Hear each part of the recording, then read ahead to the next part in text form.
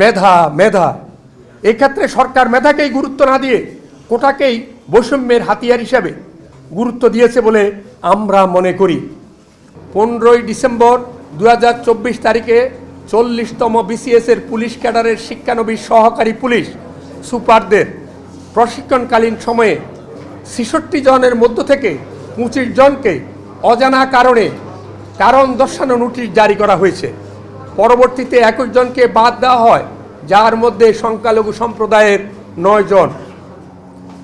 15 October 2024 তারিখে 43তম বিসিএসে উত্তীর্ণ প্রার্থীদের 2066 জনের তালিকা প্রকাশ করা হয়।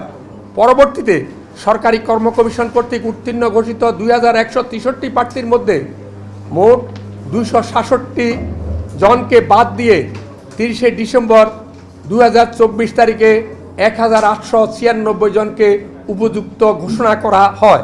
অর্থাৎ 43তম বিসিএসের উত্তীর্ণ প্রার্থীদের গোয়েন্দা বিভাগ কর্তৃক যাচাইয়ের নামে 227 জনকে বাদ দেওয়া হয়। বাদ পড়াদের মধ্যে 82 জনেই ধর্মীয় সংখ্যালঘু সম্প্রদায়ের, যা মোট বাদ পড়া 36.12%। সহকারী কমিশনার প্রশাসন পদে বাদ পড়া 26 জনের মধ্যে 14 জনেই সংখ্যালঘু সম্প্রদায়ের, যা মোট বাদ পড়া 43.84%। সহকারী সচিব পররাষ্ট্র মন্ত্রণালয় পদে বাদ পড়া 3 জনের মধ্যে 3 জনেই সংখ্যালঘু, যা মোট বাদ পদের মধ্যে 100%।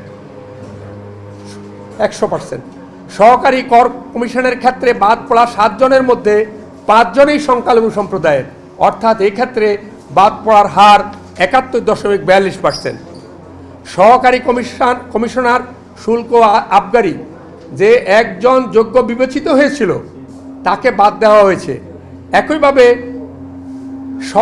সহকারী খাদ্য নিয়ন্ত্রক পদে 15 অক্টোবরের সার্কুলারে উল্লেখিত 2 জন সংখ্যালঘু সম্প্রদায়ের প্রার্থীর নাম 30 ডিসেম্বরের সার্কুলারে হারিয়ে গেছে।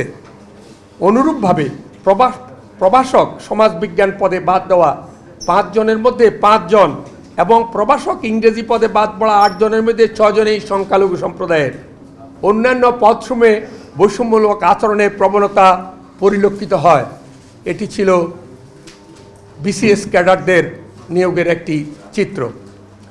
বর্তমান অন্তর্বর্তীকালীন সরকারের দায়িত্ব নেওয়ার পর হাইকোর্টে 23 জন বিচারপতি নিয়োগ দিয়েছে, এর মধ্যে 1 জন মাত্র সংখ্যালঘু সম্প্রদায়ের।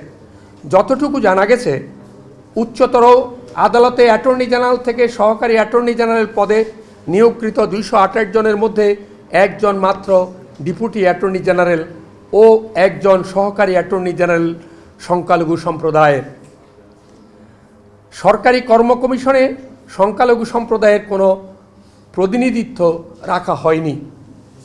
আজকের এই সংবাদ সম্মেলন থেকে বিভিন্ন প্রতিষ্ঠানে রাষ্ট্রের বৈষম্যমূলক আচরণের তীব্র নিন্দার পাশাপাশি অনতিবিলম্বে এই ধরনের বৈষম্যমূলক আচরণ বন্ধের জন্য সরকারের কাছে জোর দাবি জানাচ্ছি। আমরা মনে করি সংখ্যালঘু সম্প্রদায়ের প্রতি এই ধরনের আচরণ সকল রাষ্ট্রীয় প্রতিষ্ঠান থেকে সংখ্যালঘুদের পর্যায়ক্রমিক নিঃস্বকরণ প্রক্রিয়ার একটি গভীর ষড়যন্ত্রের অংশ। বৈষম্য বিরোধী ছাত্র আন্দোলনের মূল স্লোগান ছিল কোটা না মেধা, উচ্চারিত হয়েছিল মেধা মেধা। এক্ষেত্রে সরকার মেধাকেই গুরুত্ব না দিয়ে কোটাকেই বৈষম্যের হাতিয়ার হিসাবে গুরুত্ব দিয়েছে বলে আমরা মনে করি।